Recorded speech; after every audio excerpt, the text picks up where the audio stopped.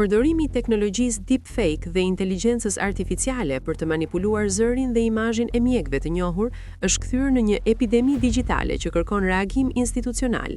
Dr. Carlos sqaron prerazi se nuk ka promovuar kur asnjë bar apo suplement. Kjo shërben si një përgënjestrim i menjëhershëm për çdo qytetar që mund të ketë parë videot.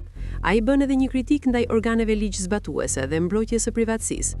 Është shqetësuese që pavarësisht denoncimeve, këto reklama vazhdojnë të qarkullojnë të papenguara. Mesazhi i mjekut ton të njohur flet qartë që të mos bijem pre e reklamave që premtojnë shërime mrekullibërse përmes figurave të njohura. Këto mashtrime zakonisht funksionojnë përmes faqeve fantazëm në Facebook dhe Instagram, të cilat sponsorizojnë video ku zëri i mjekut sinkronizohet me lëvizjet e buzëve përmes inteligjencës artificiale.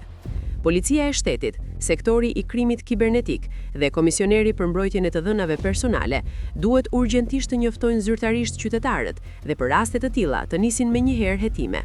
Teknologjia moderne në duar të gabuara ka nisur të godas jo vetëm moralin e një individi, por direkt xhepat dhe shëndetin e njerëzve më vulnerabël, siç janë të moshuarit.